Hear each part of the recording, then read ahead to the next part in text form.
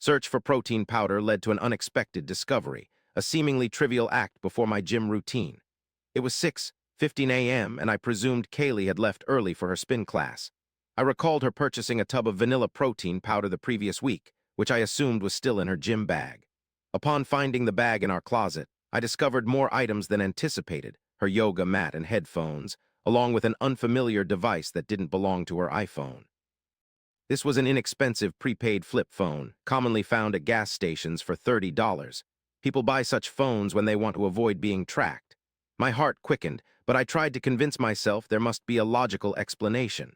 Perhaps it was used for work emergencies or as a backup device. Maybe my suspicions were unfounded. I hesitated before opening the phone, my thumb hovering over the button to play the voicemails.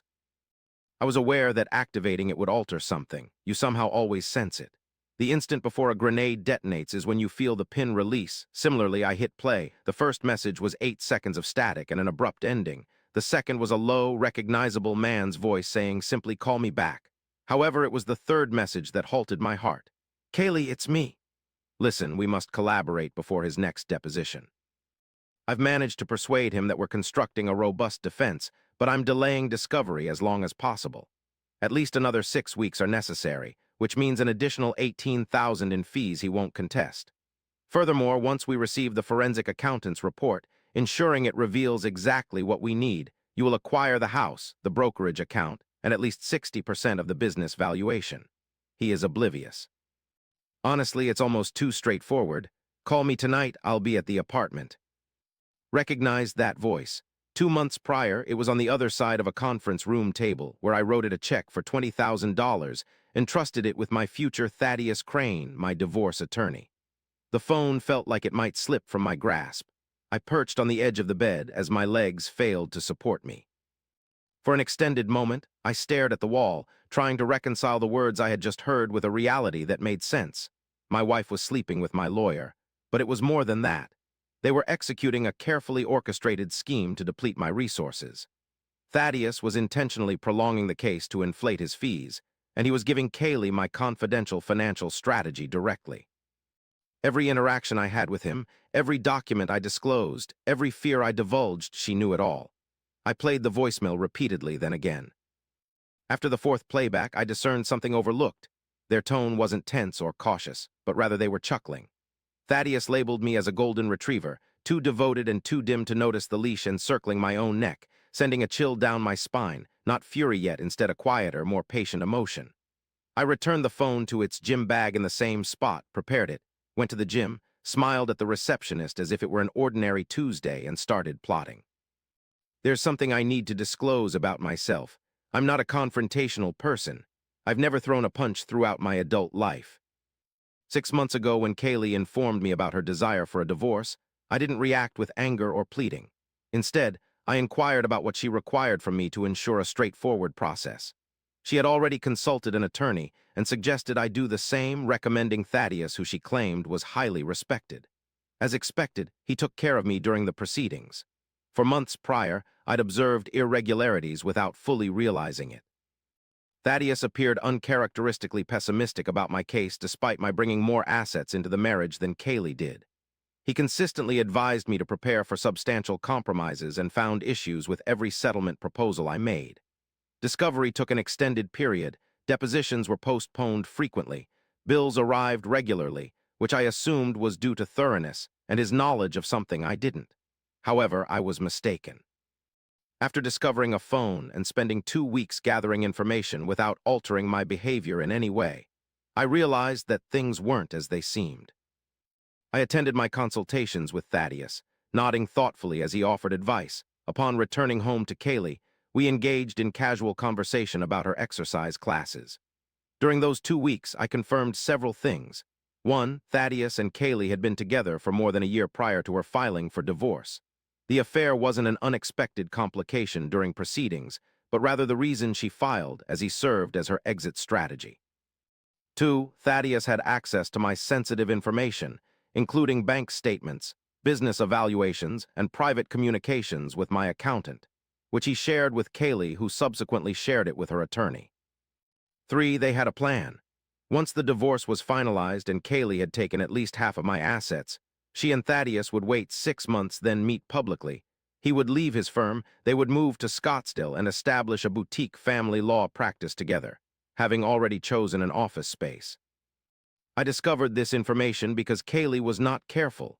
She consistently left her burner phone in the same spot, and Thaddeus, arrogant as ever, as he is a top-of-his-class graduate from Georgetown, sent voicemails like he was writing diary entries.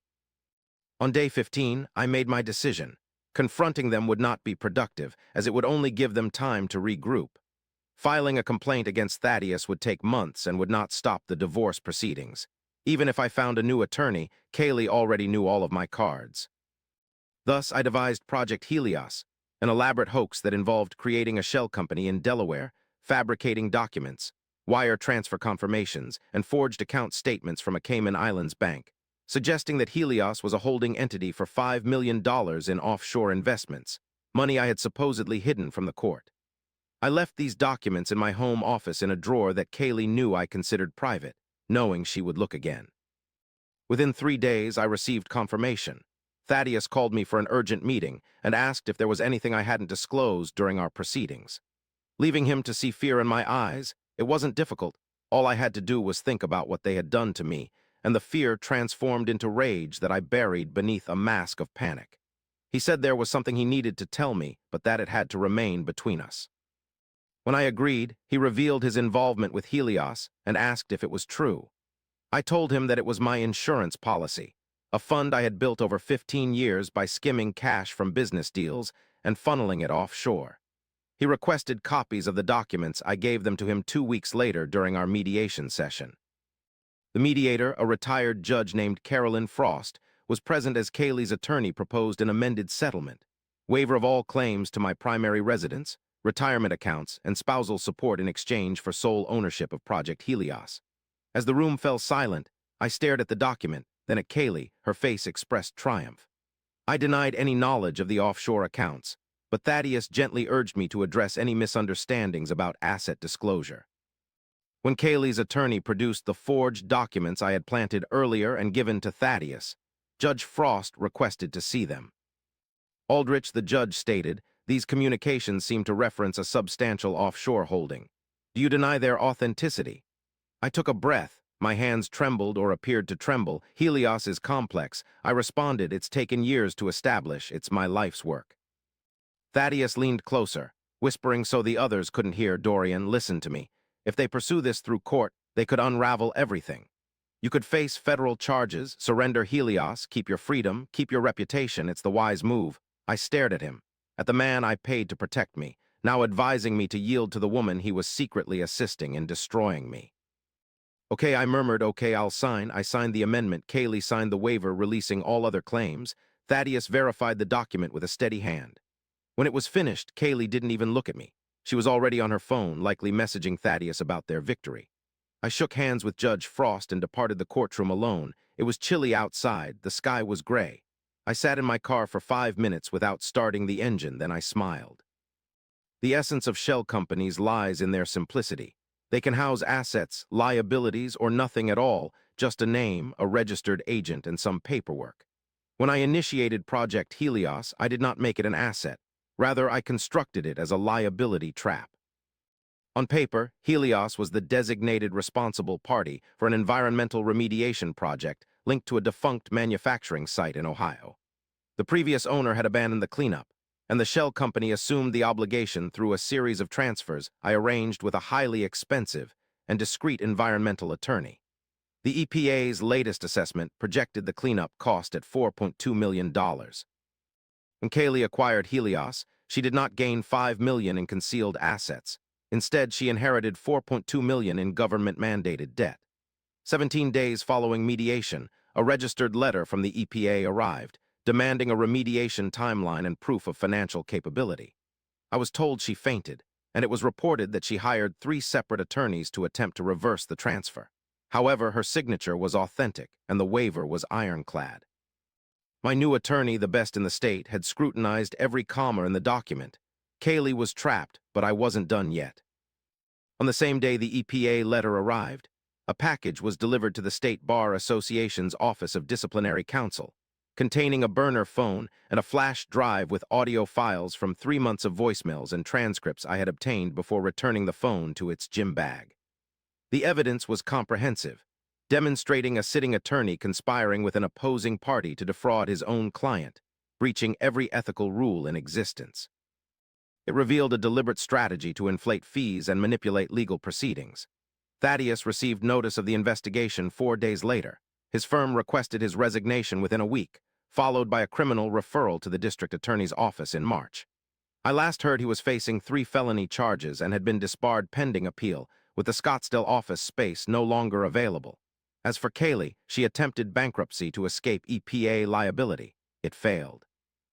Her parents took out a second mortgage to help cover her legal expenses, and now she resides in their guest room, receiving calls from federal regulators and negotiating a payment plan for a debt that will follow her throughout her life.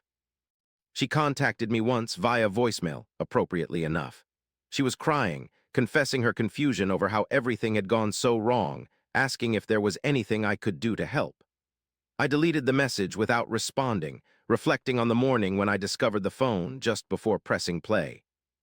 I've thought a lot about that moment, realizing they could have gotten away with it if Thaddeus had been more cautious with his voicemails, if Kaylee had hidden the phone somewhere I wouldn't look, or if either of them had shown any discretion at all. They would have drained me financially and moved to Arizona without a trace. However, they didn't. Greed makes people careless, impulsive, and self-assured, causing them to underestimate the attention of those they are exploiting. I used to question if I was too trusting, but now I understand the truth. I was exactly as trusting as necessary, trusting enough to provide rope and patient enough to wait while they tied their own knots. Some people ask me if I feel guilty about what happened to Kaylee, about her debt, about her ruined life. I do not. She signed a waiver, abandoning all claims to our joint creation in exchange for something she believed she had stolen, grinning as she thought she had won. The only thing I did was give her exactly what she asked for. The house is peaceful now. I've repainted the bedroom, and I use an unflavored protein powder because I no longer enjoy vanilla. Some nights, I sit on the back porch with a glass of something luxurious, contemplating the future, aware that at 42 years old my life is still ahead of me, and no one, not a single person, has any claim on what I do next. Kaylee once accused me of being passive, of letting people trample over me, of lacking the ability to fight. She was partially correct. I don't fight. I wait, I watch, I let people reveal their true selves, and when they least expect it, I reveal my own. The voicemail that initiated everything remains saved on a drive in my safe deposit box, and sometimes I consider listening to it again just to remember, but I don't need to. I remember every word. He has no idea, it was almost too simple, ironically enough. She was right, it was easy, just not for her.